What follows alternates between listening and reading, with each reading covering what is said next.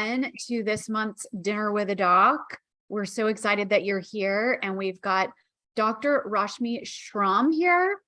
And my name's Dawn Hutchins. I'm the owner of a company called Veggie Cooking, and we teach healthy cooking classes. And so my background is plant-based nutrition. And so I'm also a plant-based chef and educator. And I've got my co-host here, Heather Borders. Yes. Hello, guys. I'm going to call this our hurricane party. So welcome. If you're in Florida, I hope you are safe and just safe. Let's just say safe. We're good with wet, but just safe.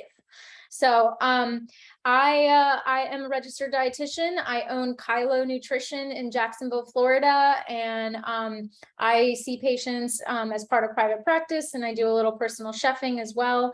And Dawn and I have run in the same circles for so many years, and we were just like, why have we not done anything together? So this year has been so amazing. Every month we've been interviewing the most amazing doctors that are here in the Jacksonville area. And today we are so excited to have Dr. Rashmi Schramm.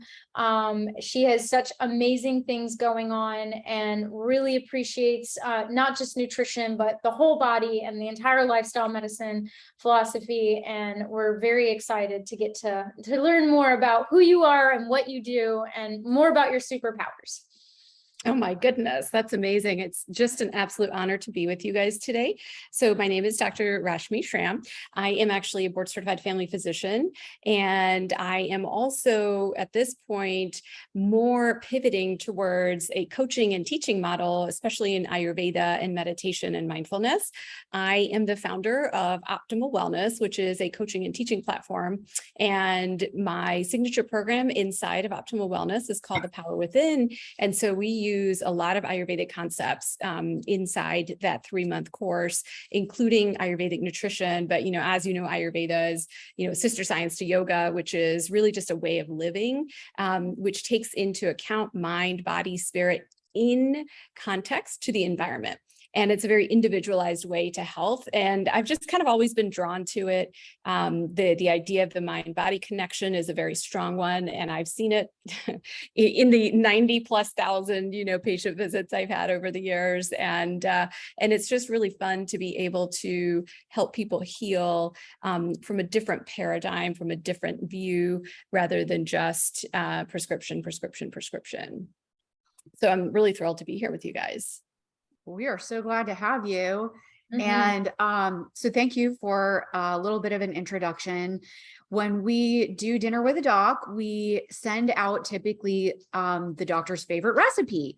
So this time you basically gave us some simple guidelines. And so I'm excited to see what Heather has made, and I made something. I'm going to show you what I made. So the guideline was quinoa, vegetable, and basil. So I have some, I don't know if you guys can see it, but I did tomatoes, red onions, some cucumbers, some olives, and I made an oil-free Dijon lemon vinaigrette on it, and some pepper. So it is absolutely delicious. So I was eating that today for lunch, and I'm excited to have all of this extra left over. Oh my God. So one of the things I love is we asked for recipes from all these doctors and everybody gave us one. And Rashmi's like, I don't do recipes. You're going to have to make your own. That's not how I do things. And truth be told, that's exactly how I roll. So I love the freedom. I feel recipes are a little restricting. So I decided to go a little Italian. I don't know if you can see all that, but I did bow tie pasta. I added in spinach and arugula, and then I roasted mushrooms, onions, and cherry tomatoes. And then I also threw in some raw red bell pepper because it needed to be used. And I used Fresh Jack's, the brand Fresh Jack's Italian seasoning, as well as the fresh basil. And there is a product, I'm actually going to look it up real quick to make sure I have the right brand name.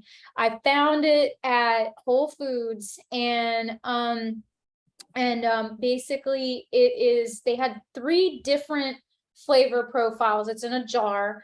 One was regular basil pesto, one was sun-dried tomato pesto, and the other was artichoke and garlic. And all of them were vegan. There was some oil in it. So I used mostly the garlic and artichoke. It's when you eat it, it's like holy garlic.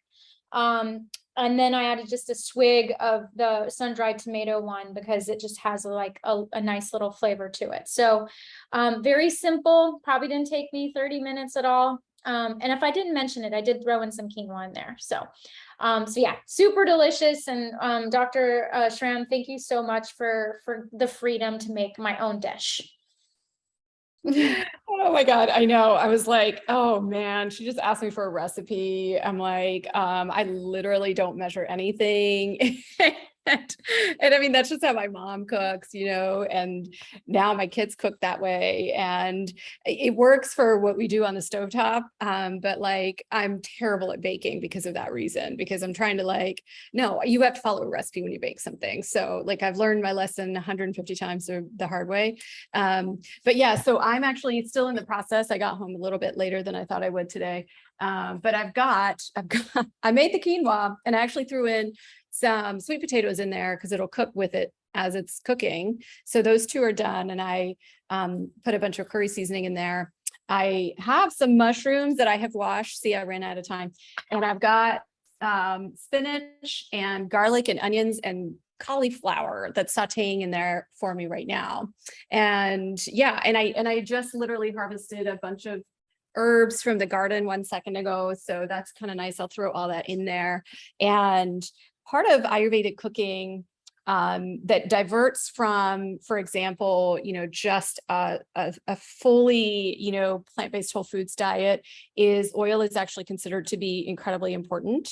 Particularly the kind of oil that you use is considered to be really important. Oleation is really said to be very grounding. And so I do use oil when I'm, sauteing. I just use EDOO, and there's kind of protocols too in Ayurveda for like oil massaging our bodies. And I mean, it feels so incredibly soothing when we do things like that. Oil in the hair for a while before you wash your hair, that kind of thing. So that's probably really like the only deviation I would say. But there's a lot of stuff with Ayurveda that's really cool that I think we're already kind of incorporating, is what I think. Dr. Schramm, is there anything Ayurvedic specifically about basil? I'm just curious if there's anything related to basil what's basil's superpower? So it's just because you guys should see how much basil I'm growing right now. So that's why it's insane. I mean, literally, I gave some away earlier, and it's these big giant trees of basil that are growing. So it's really in Ayurveda, herbs, spices have a huge prominent place, right? And now, of course, we call them superfoods, for lack of a better word. And we know that phytonutrients are concentrated in herbs. And so basil itself has, I think, a ton of other anti-nutrients and phytonutrients. And like, I was thinking my husband was around here somewhere, but he is like he's crazy about learning about the phytonutrients. He was just telling me what they were a couple of weeks ago. But really it would be whatever herbs are growing. So there's also some like dill that's growing that I'm going to throw in there. I harvested a bunch of Thai basil that I'm going to throw in there. And so the flavor palette might not be exactly Indian, but it is really fresh tasting when you can do that. And I'm growing some like scallions. So after I cook it, I'll throw it on, I'll put it on top. So a lot of times I really am just improvising. And so just really any fresh herbs that we can use, we know that they are so incredibly anti-carcinogenic. We know that they decrease blood pressure. I mean, so many health benefits. And other than the olive oil, what do you like? Coconut oil? Because I know in your hair and body, that's usually coconut oil. I do. Yeah. And I buy, I get this guy, this is like the little unflavored. This is the one that's already. Yep. Yeah. And if and when I bake, I'll bake with that, like tiny amounts. But otherwise, that's about it. That's about it. Yeah. Excellent. So tell us a little bit about how you got to where you are as far as we usually ask about your plant-based journey. And, there's so many different variations of whole food plant-based, little oil, no oil, and I think it's important for us to learn from each other and understand the nuances and understand everybody's a little bit different. But tell us about your plant-based journey and how you ended up starting from board certified family physician to going towards this journey that you're on right now. Yeah. And as you probably do know, there was 0.0 hours of training in my, whatever, Right. zillions of billions of hours of training on nutrition. It's really mind boggling. I hope that's changing these days. I think it is. So it really wasn't because I was trained as a doctor, obviously. But I actually grew up in India. And I lived with a very large extended family, and my grandmother, the matriarch, actually had an incredible amount of knowledge in Ayurveda. She was just of that generation.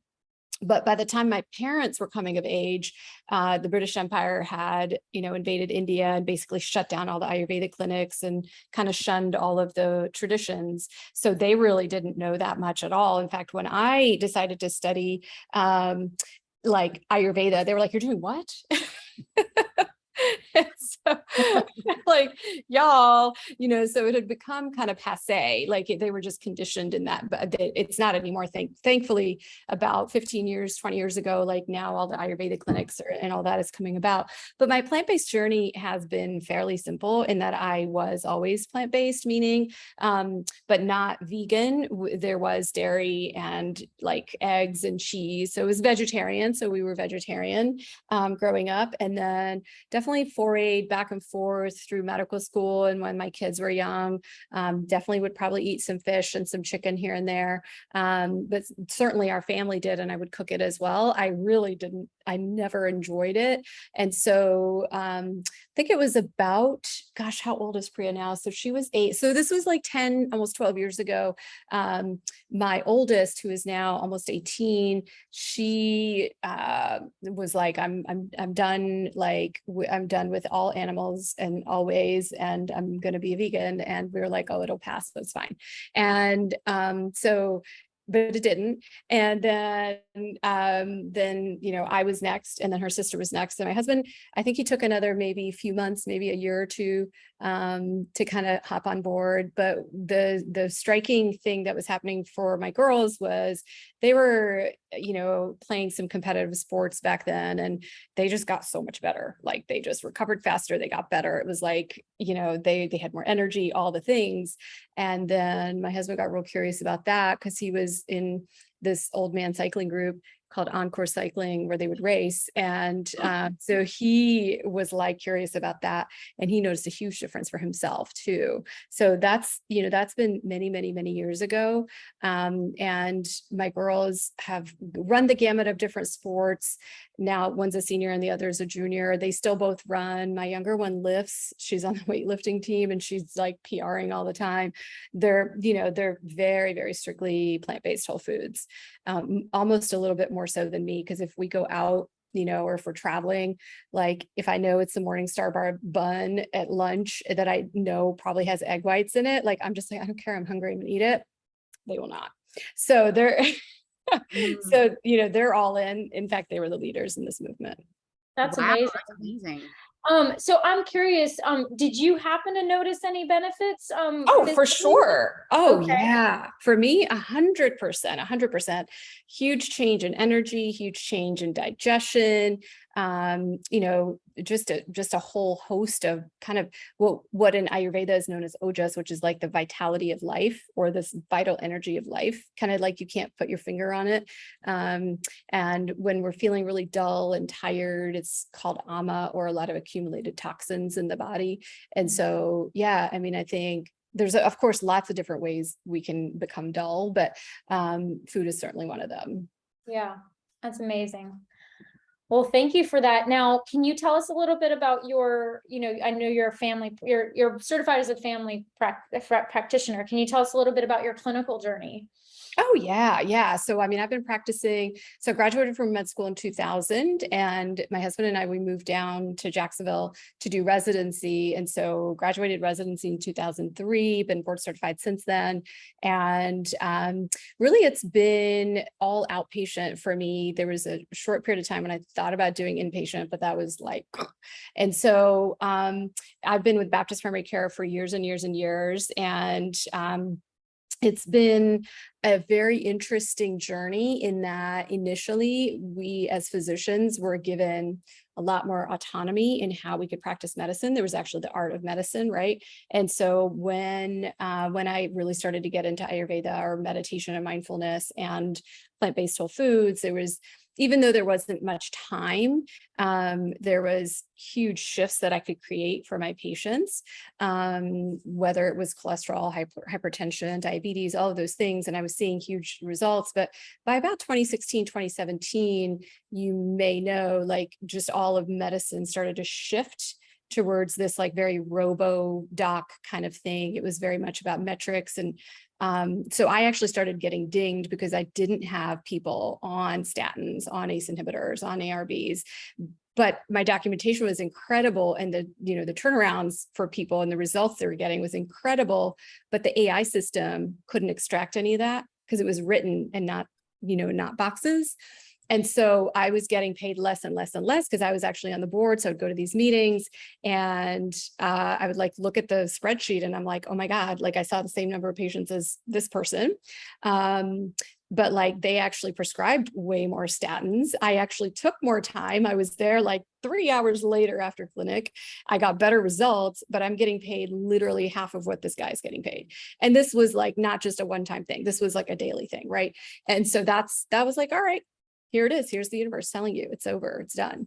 It's not a friendly environment, right? And I think it's definitely still that way. It's very much about metrics, and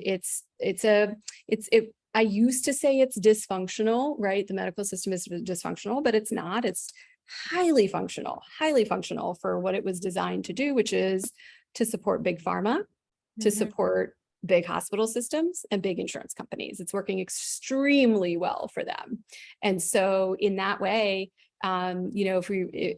if and when, and it's scary to step out of that system because it's very comfortable, and you get used to knowing how to do things. So stepping out is really difficult. So I feel really badly for my colleagues who are still stuck in that system, because they're suffering and their patients are suffering too. So I am curious, when you say you were getting better results, how are those metrics measured? Like, what are they, and why wasn't the system picking that up? What's going on? Yeah, so here's what's silly about it. Metrics, actually, they don't even care what like LDL cholesterol might be or HDL cholesterol might be. It doesn't have the capacity to pick that up. It only sees hyperlipidemia and whether a person is on a statin or not, and that's it. So that's where the dinging was coming from, right? Because it couldn't see that they had actually brought their cholesterol down with plant-based whole foods. Same for diabetes, same for hypertension, all of it. So it was a deeply flawed system. Who knows what's happening now? That was 3 years ago. 3 years. I mean, I can't even believe that was only 3 years ago. Yeah. Because I want to say, like, has things changed? But it's like they just changed to a more messed up system. Yep. So, Yeah. wow. Well, that's disheartening. So it just means we just have to think outside the box sometimes as patients, as, consumers, because I will need doctors too. We all do. So we just have to have a huge dose of empathy, because really their hands are tied. Wow. And not everybody can afford to do what I did, which was to take a big risk and leave. Mm-hmm. Right. Well, so can you, for anyone that's new to Ayurveda, could you explain a little bit more about that? And because it's fairly new to me. My grandmother practiced a macrobiotic diet. So I was always interested in nutrition, and then I have the background in whole food plant-based, but I really haven't learned about the Ayurveda. So I'm really interested to learn more. Yeah. So It's a little bit like drinking from a fire hose. So let me simplify it, right? And- Because it's like a and whole, just it's like, to- let me explain all of medicine to you in Yeah. 20 kind of thing. Just to give you a timeline, it's about 6:20. So we usually let you guys talk for about 20 minutes to kind of give us an overview. So you have the floor.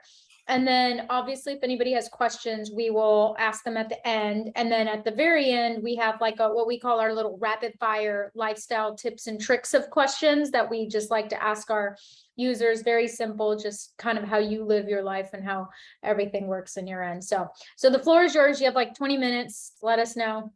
Yeah, Yeah. you got it. So think of Ayurveda, and I mentioned a little bit about what it was, which is really a system of it's really the original lifestyle medicine, because it's still very much so based in lifestyle. And the idea behind all of it is, how can we best support the body, mind, and spirit, as well as the environment, to bring it back into balance and allow the body, mind, and spirit to have the capacity for homeostasis, right? Which is dynamic non-change in the midst of constant change, which our body is always doing. And so when there is an imbalance, and it's really based very individually, when there's an imbalance, we actually, if we're astute enough and paying attention enough and connected enough to the body, we can actually rebalance ourselves. And that's really the whole idea. When we are balanced, we are connected to nature. That's kind of the biggest thing. It's really just always bringing us back to not just our dosha or our nature, but also what's going on in the seasons, what's going on outside. Is it pitta season? Is it super hot outside? And are you eating chili, with a lot of jalapenos? Like, you're gonna exacerbate it. Is it, 10 degrees outside and very windy and you're drinking ice water? You're going to exacerbate that, right? That's vata. So a lot of it is very, very common sense and very, very simple, but it's not simplistic. It's very simple, but not simplistic. And so one of the bigger things to take away from that is this concept of Agni. Agni just means fire or digestive fire. And there are many ways that we can stoke the digestive fire. And one of the main ways is with what we already call intermittent fasting. Ayurveda was talking about that a long time ago, right? So at least 12 hours of fasting overnight, fasting between meals. We know that that's good for our metabolism as well as, stoking that digestive fire, that Agni, first thing in the morning, as soon as you wake up, drinking a full tall glass of water with some lemon in it, room temperature water. And you'll never find ice in, our ice water in an Indian household. It just doesn't make sense. You're dousing the fire every time you drink ice water or something really cold. And then really it's using what we already know stokes, and kindles digestion. So ginger plays a huge part in that.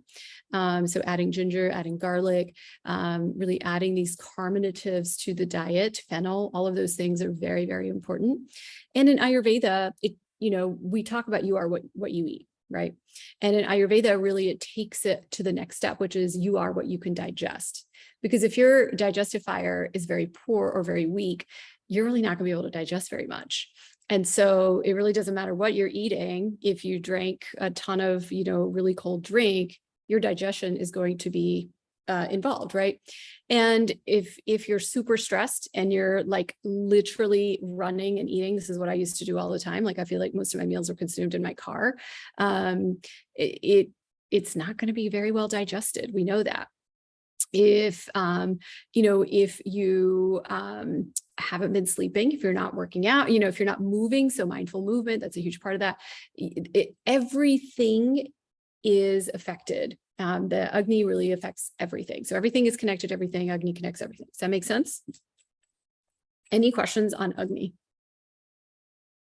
I've heard that term in yoga a lot. But it's really interesting because I always knew I'd heard Agni and fire, and we connect it with breath and yoga, but the whole temperature, that's fascinating. And I'm taking notes on all this. So if anyone wants notes on this later, I'll be sending those out. So, is that Agni? Agni, yeah, it just means fire. Yeah, Okay. yeah. And Or you then, can call it digestive fire. Mhm. okay. And then, with the water, is it like just generally cold water? Just somewhere in the middle of room temperature and ice water? Is that just, not as bad, not as great kind of thing?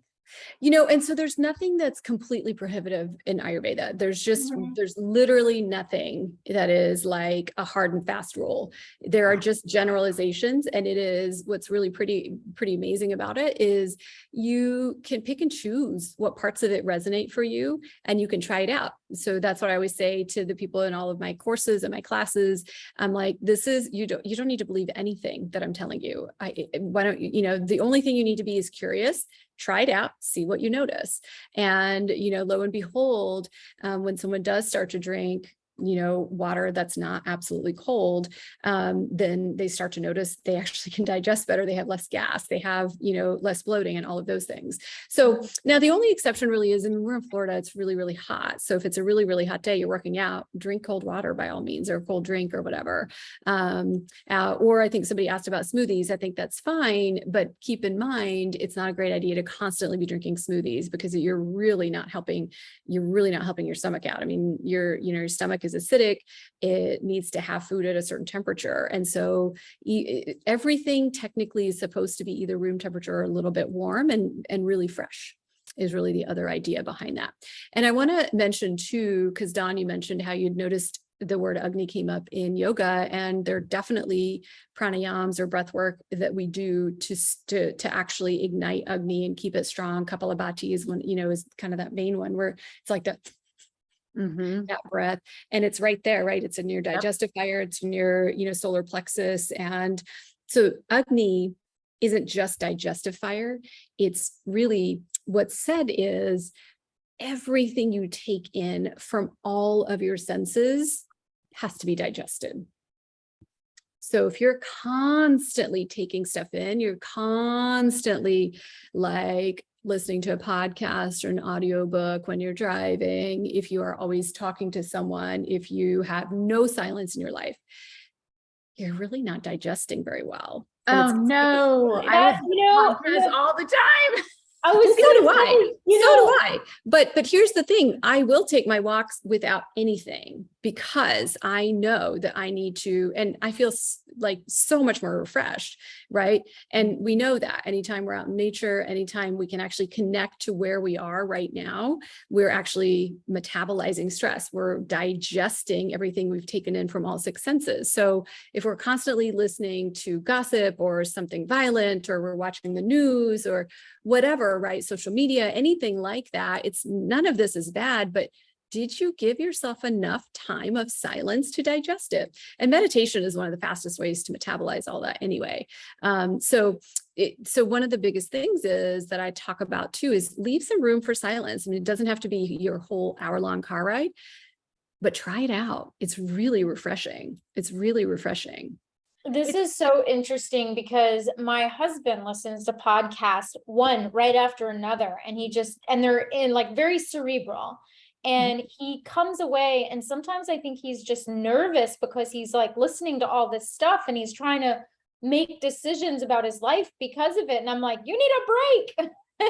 And, I just, without knowing this, I just was thinking he's getting too much information with no break. I mean, it was just so much because he's worried about the things he's listening to. Yeah, and that can happen, right? And think about just our brains. In the last, tens of thousands of years, the structure and modality of the brain, of the human brain, hasn't changed that much. I mean, we have these enormous, beautiful brains, but just since the internet started, I mean, I don't know how old you guys are. I just turned 48. And like, I remember having to use an encyclopedia when I looked up stuff. And, when I was in medical school, we didn't have access to anything on the internet. So we had these little black books. And so I was writing down the most important things, and I would carry it around with me. And so the ability to download has not changed that much in the human brain. And yet we're overloading it constantly, and it's affecting the body too. It's not just the brain, it's affecting the body as well. And it can lead to a lot of overwhelm. It can lead to a lot of anxiety. And so it's a really simple thing, is to just slow it down to where you can actually digest what it is that you're taking in. So reading, might seem boring now, right? But that's the pace that a brain can pick it up.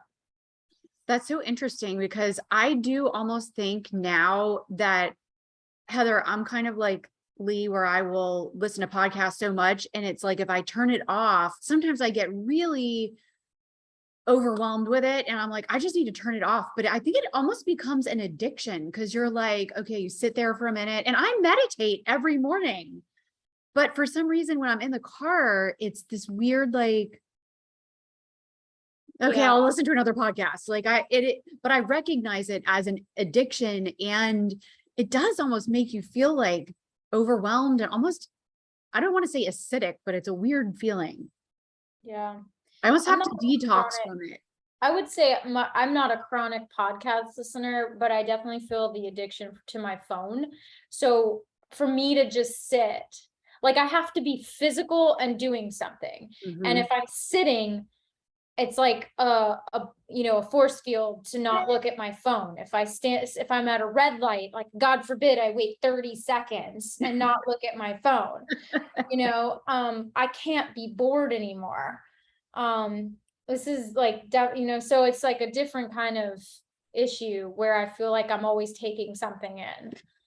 For sure. And I feel all of that too. And I do all of those same things because, we're kind of conditioned in our society to be like, well, if you're not doing something or learning something, then you're wasting your time. And I absolutely feel that same magnetic pull to my phone. And it's like a constant battle of like, and I use social media for my business. And so I am on there, and no matter how much I schedule it, there's still time that's quote unquote wasted on there because, it's AI, it's smarter than us. I mean, even the people that created that stuff, they kind of can't even tell us how or why it works so powerfully. But it dings enough parts of the brain and it keeps us in enough of that, like wanting the next dopamine hit, that just being aware of it is actually probably the most powerful thing that we can do. And eventually I think, like, I'm constantly pivoting on how I want to use my phone. When is it going to stay on airplane mode? And when am I going to have focus on? And, it's like I'm constantly playing around with it. But yeah, I think our relationship to electronics are fraught with just anxiety and overwhelm. I don't know anybody that doesn't feel that way. I don't think, I don't know anybody that's got it all figured out. Maybe somebody does, but it's like a constant, let me figure this out today kind of thing for me too. But having awareness of like, well, why did I pick my phone up just then? Is it because I'm bored? That's probably not a great idea.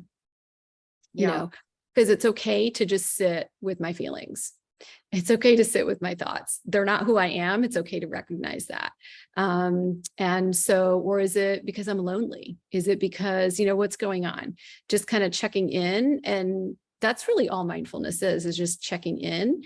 And if we do that enough, then we just start to kind of create different neural pathways and eventually make different decisions. But Agni is a big part of that. It's what we take in. We have to digest everything. We have to digest everything, every conversation, especially if it was emotionally fraught, because a lot of times we like to avoid that. We like to numb stuff out. And the best way to numb stuff out is to stay really busy. And if you think about it, in our society, staying overly busy is a bit of a status symbol. That's so true. Like, oh, I'm too busy. Especially anyone with a corporate career or entrepreneurs. I definitely have been working with actually somebody that does self-hypnosis and working through the need to be constantly productive. And then if I'm not being productive or learning something new, I definitely get anxiety. Yeah, and you're not alone. I feel the same way. So, it's like, yeah, for sure. Because there's, especially as entrepreneurs, there's really no clocking in and clocking out. There's like always emails that I haven't returned, and always like, oh gosh, I should have thought of this other thing, or I can help this person with this other thing. So it's like constantly figuring out, where's the boundary? Where do I want this to be? And sometimes crossing that boundary and being okay with it, and trying again the next day, right? Because that's the big part of meditation, is you just begin again. I love that. But noticing it is really the big deal. So that's the thing with Agni. In Ayurveda, one of the biggest concepts is this concept of dosha, which is really a mind-body type. And there's kind of three main types. I don't think we have enough time to get into it, because I teach this and it's like just doshas themselves are a 2-hour session. But just kind of know that word, and know that a lot of times, like there's dosha, like seasons that are, have dosha propensities. There are times of our lives we kind of have generally one or two kind of primary doshas that kind of we've been making decisions based on this one kind of set of ways of being, and so it's really a fun kind of thing to explore if and when you have a lot of time. But it can be very much a lifestyle. This lifestyle probably isn't going to work for you. Like somebody with a high kapha is going to just be a little bit more heavy set. So our BMI system isn't going to work for them. They're going to be like a BMI of 26, but that's their healthiest thing, right? But they're also going to have an amazing immune function. They're going to be like these really cool, calm, collected people. You might know someone like that, or somebody whose vata is generally sort of like the hummingbird of people. So, they're generally very thin. They have a lot of like, boop, boop, boop, boop, boop, boop, boop, boop, boop, boop, kind of running around, and are prone to anxiety. And, Pitta is kind of that, like kind of bald eagle, if you will, of humans, in that there's like a lot of laser focus, a lot of kind of intensity, and kind of a medium build.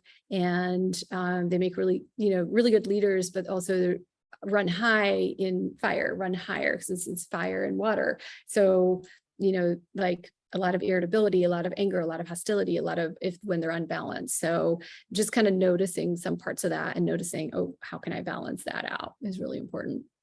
So that's kind of the overview of dosha. As I talked about Agni, I'll tell you, in Ayurveda, food is not looked at certainly in carbs and protein and things like that. It's really very much so on the 6 tastes.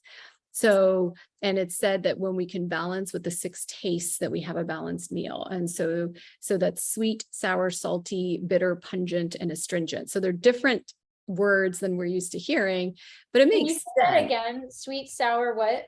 Sweet, sour, salty, bitter, pungent, and astringent.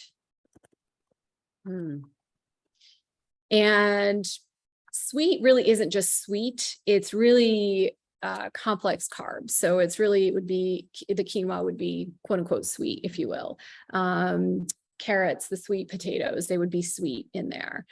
So it's kind of the base of all the meals is the sweet, even though that's kind of the quinoa is a seed, but we'll pretend it's a grain. But if whatever your grain or your kind of your sweeter vegetables are, that's really it. So sour. So, which is why you can, a lot of times in restaurants, you just, there's a little bit of a little lemon, that comes, and you just kind of put it right over it. So that's really simple. But tamarind is another way to get that. Any kind of, sour, just a tiny bit. You don't have to have too much. And then bitter is kind of these herbs. So like turmeric actually is bitter and pungent and astringent. So it kind of crosses all those borders, right? So, you can think of really hot things. So peppers are pungent. Anything that you can kind of like think about, what does this smell like? And so it's really generally hot stuff. And also things like ginger and turmeric are pungent. And then there's bitter. So all your greens are in the bitters, right? So spinach, really every green vegetable is going to fall into the bitter. And then astringent is also things like black beans. It's things like eggplant. It's a lot of vegetables cross over into the astringent, as well as the bitter. So cauliflower, broccoli, all of that stuff crosses over into that. And then what did I tell you guys about?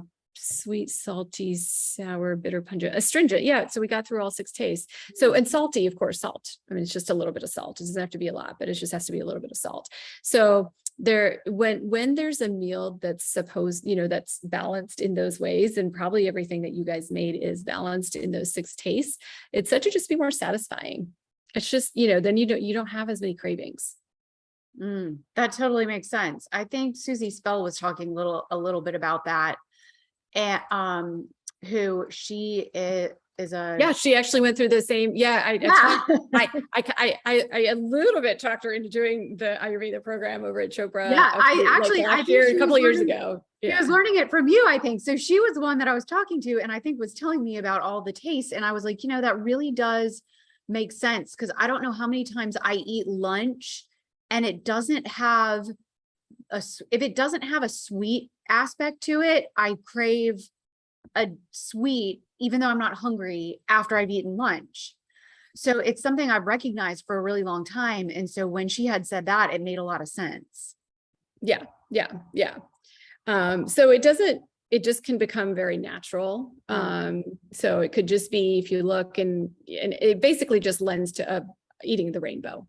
It just, if you get your colors in, if you get 5 colors, 4 colors in, you've got all your tastes. And, for some reason, if you don't have something sour, you can just, just a tiny bit of lemon on top would be great. Or, you can use anything that's just a tiny bit sour. A lot, really, almost every curry dish in Indian cooking is going to already have all 6 tastes. Because, turmeric already has 3 tastes to it. And, usually tamarind is another big part of all of that. And, there's usually you eat it with rice. So it's already Ayurvedic in the way that it's cooked. And I love how you talk about the connection with nature, because so a lot of what you're talking about, I find I naturally gravitate to, because I'm really into growing foods. I have turmeric and ginger growing in my garden right now. And I do love to have that connection with nature. So could you talk a little bit more about that piece? Yeah, for sure. So we come from nature and we return back to nature, right? We are always connected to nature in so many different ways and so many different rhythms. So if you think about, the lunar cycle is really big in Ayurveda, as it is in yoga as well. And so if you think about them, it's 28 days, and generally the female menstrual cycle is 28 days. So we're already connected, whether we recognize it or not. And when we start to recognize it and we start to eat with the seasons, right? So right now it's a great time to be eating apples or whatever is growing near you or growing the food with you.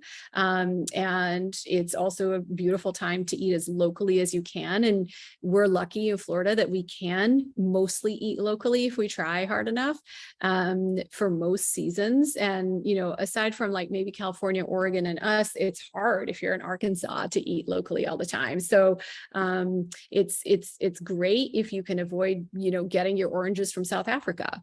And because it's just not like our bodies just don't have it's not gonna kind of become as vibrant with it. Now, it's not that I always do that. Sometimes I'm not going to the grocery store, I'm ordering it from, a delivery service or when somebody else in the family's going. So it's not always possible, but I think Whole Foods makes it a lot easier, because they have, they're trying to constantly keep local foods around or local produce. So generally eating locally and seasonally. So that's what I meant really, Dawn, when I said you're not going to be surprised by a lot of these things, because it's a very simple way, but we can make it really complicated, and so you're already kind of doing that naturally. And so really, if you think about it, just for example, if it's really cold outside and it's really windy, you're not going to want to come in and drink a smoothie. I Right. don't think so. Not if you asked your body. You're Right. going to want a cup of something warm. You're going to want chili. You're going to want a cup of soup or, something like that. If you were to ask your body. So a lot of this is very, very intuitive and not at all complicated. And so really eating locally, eating seasonally, balance is really key. So,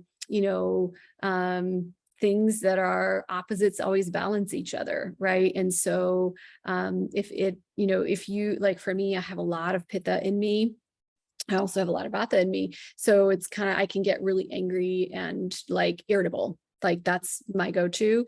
I can get angry at myself first or irritable with myself first too. Like that's just my nature. When I'm out of balance, I can also get a lot of esophageal reflux because I'm fire. I can literally like combust. And so I also really am drawn to jalapeno peppers. I grow them. Like it's not really smart for me to eat that in the summer. But guess what? They grow like crazy. So I have to use some kind of like a modicum of, sometimes I don't, but right. So it's just simple. Like it's so simple. Like, dude, this is giving you reflux. Why are you eating it? But like it's drawn to it, like a flame, moth to a flame. Right. So there's that. And then let me I know I'm cutting in on your time, but how you eat is almost just as important as what you eat. And I kind of alluded to that before as well. So generally we're supposed to be sitting down. You really should be drinking water before, like, just to kind of at least let the food have something to digest with. And you're really supposed to take your time and taste your food. And so sitting is kind of a necessary thing when you're eating. Now you would think that would be obvious, but that's not a lot of times. And even now, like I will like stand and eat a snack because it's a snack I probably shouldn't be eating in the pantry. Yeah. And so, it's not like 100% of the time you have to be so amazingly within the lines, but it's like kind of an 80-20 rule. If you can eat mindfully, maybe 60, 70, 80% of the time, you're good. If you can, be fairly calm and not, and not very, very stressed when you're eating, that's great too. So really how you eat is just as important. That is awesome. This is so great. I need to go lay down and eat. All right. Well, thank you so much for that. This is really good and a really nice addition to our monthly talks, since we've really been focusing on like a pathology or discipline type thing. So all right. So what we usually do is Dawn and I do like a rapid fire, go back and forth asking questions. They don't have to be lengthy, just whatever comes to mind. And they're all really based on tips and tricks that have, helped for you. Because sometimes, it's one thing to know, quote unquote, know what to eat. It's another to actually do it. And even when we know all the things and we've studied up and we've watched the movies, it's really hard. I mean, it's hard in this culture that we have and the work life cycle and the kids and the spouses and the aging parents. So with that being said, I'll kick it off and say, what is your favorite local restaurant and your favorite dish? Oh man. Okay. This is going to be a little bit embarrassing because it's kind of one of those fast foody it's not really fast foody, but actually I'm going to go with the Floridian. It was definitely one of my favorites. I was going to say Osprey Tacos. Do you guys go there? Oh, I love Osprey Tacos. I do too. Yeah. So, like in St. Augustine, the Floridian, if I want to wait for a long time and sit down to eat, Osprey Tacos is actually where we end up going most of the time. That's so funny. Osprey Tacos is pretty awesome. Yeah. All right. Dawn, do you have the questions? I do. Okay. So what is your favorite minimally processed food product? So it might be something that actually comes in a package. I don't know, maybe it'd be some kind of like tortilla or, anything like that is a minimally processed For sure. I think Banza, 100%, like just Banza pasta. We pretty much eat that at least once a week for sure. But I also don't make my own tortillas. I definitely buy my tortillas. I usually buy Maria's at Whole Foods. So there's a lot of stuff that I will buy to make my life a little bit easier. Okay. Excellent. All right. What is your favorite plant-based money hack? So how do you save money? Well, I haven't bought meat in a long time, and I try not to even walk by it, but I think it's pretty expensive right now and has been for a long time. So I almost always buy what's on sale, which is generally what's in season. So you're going to constantly be seeing me buy produce on sale. That's like, I shamelessly do that, and I buy a lot of it, and we eat whatever is on sale. Yeah, I love that. So then when you're cooking, because obviously you also cook at home, how do you save time? Because as a doctor, you're obviously very busy. And one of the most common things that we hear, as a chef and an educator and then a registered dietitian, I don't have time to eat healthy. I don't have time to cook.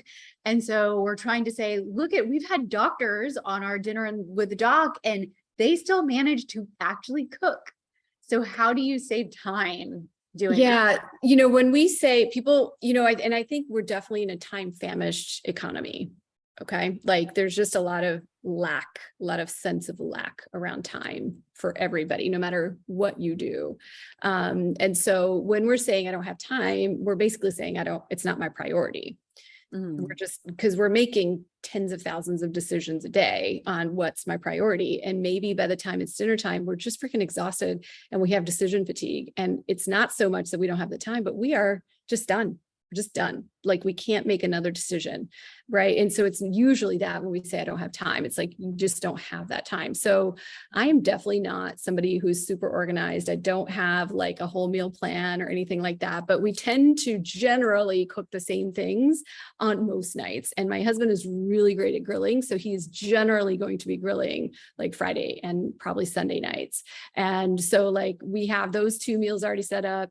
There's always kind of a general like Banza pasta with veggies night. There's generally like a rice and curry night. There's generally like a beans, night. So like, we just have these normal things that we go through. But my kids, I mean, they're, right now they're super busy, but literally I was super spoiled all summer long. They cooked every meal because that's just part of their de-stressing. Like even like my older one who's a senior, it's insane. Like on a Friday night or something, she will literally come home and start cooking at midnight. And so like, we will be in bed and they'll be like, and she cooks the most amazing Asian things you've ever seen in your life. So they'll be like ginger and garlic. And I'm just like, what is happening? Where am I?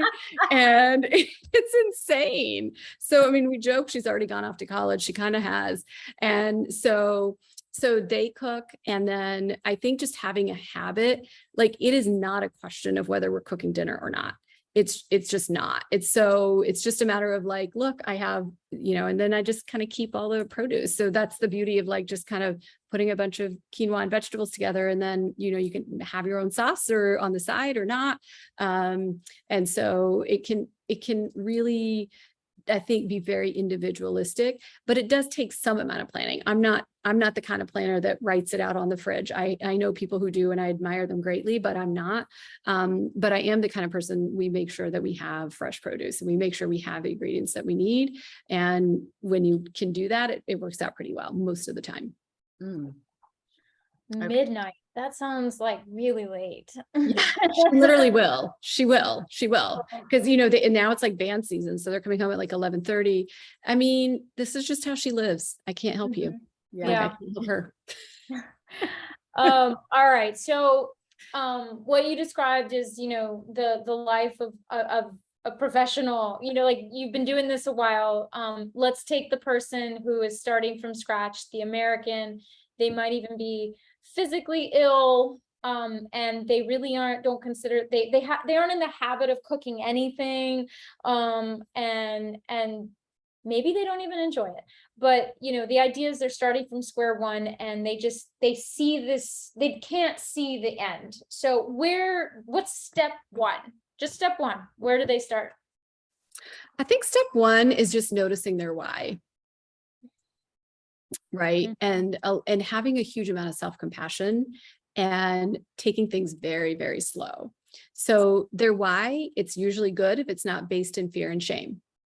It's great if it's based in because I really want to feel better and or something like that, or because I want to be around for my grandkids, or I want to model this for my kids. But if it's based in like because my doctor told me, I promise you it doesn't work. So the why is really important, and nailing that down is really important. So I think just starting there and then just a little tiny step at a time is what I would say. I'm a huge fan of starting slow with anything. Yeah. So what would you say if they've got their why and they say, I want to do this to be a positive role model for my kids? What would be kind of one tiny step they could take first?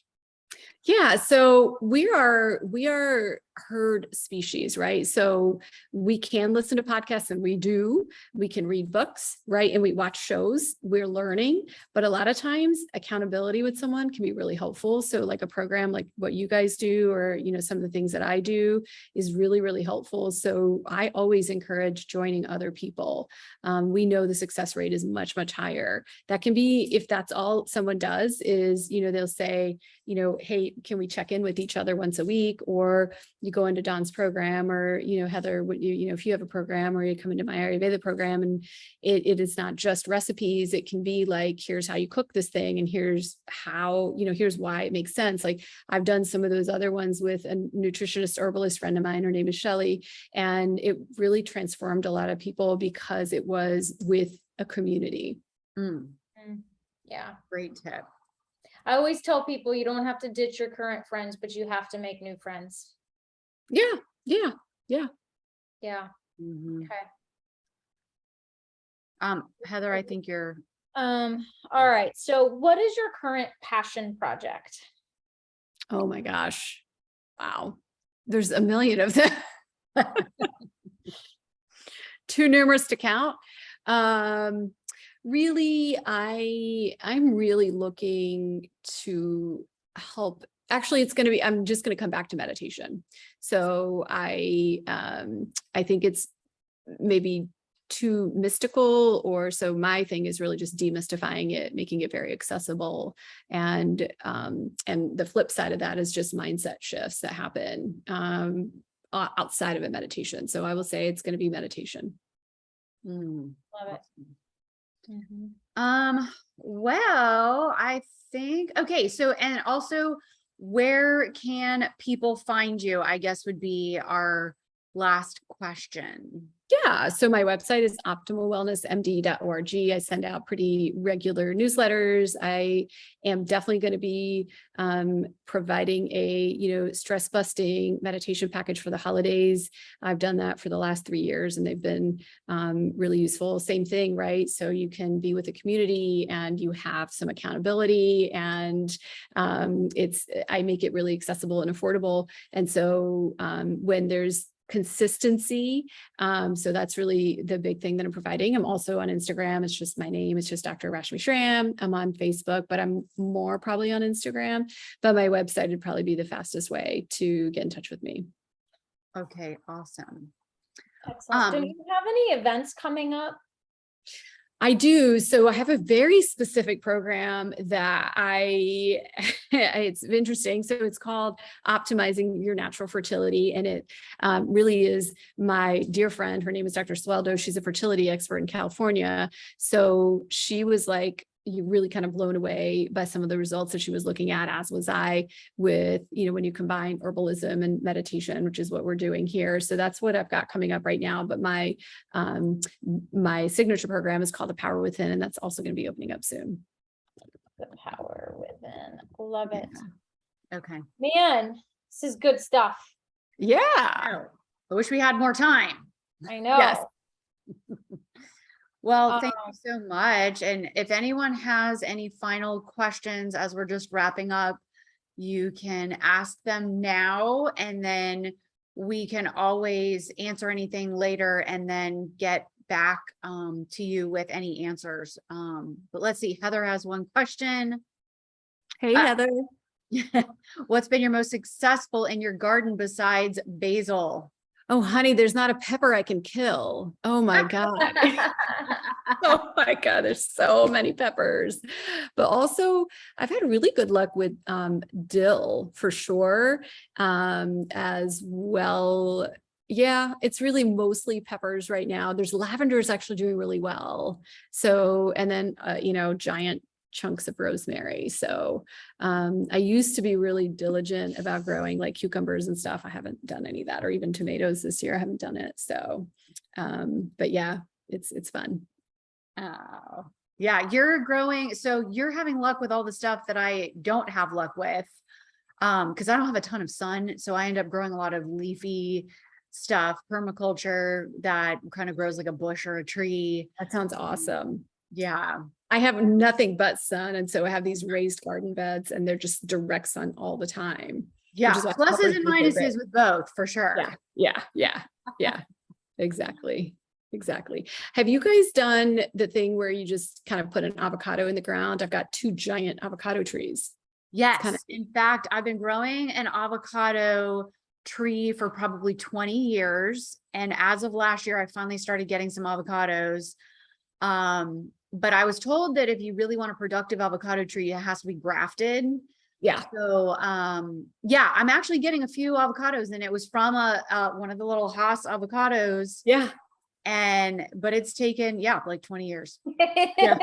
Yeah. But I mean, they're gorgeous, aren't they? Like they're so gorgeous. Yes. And it's offering some really amazing shade. So I'm very grateful. So yeah. I can't wait that long for avocado. That's the hurricane proofing. So they're all kind of brought into the lanai right now. So yeah. Awesome. Well, thank you so much, Dr. Schramm. We just are so appreciative that you were able to meet with us tonight, and hopefully some people here will head your way as well.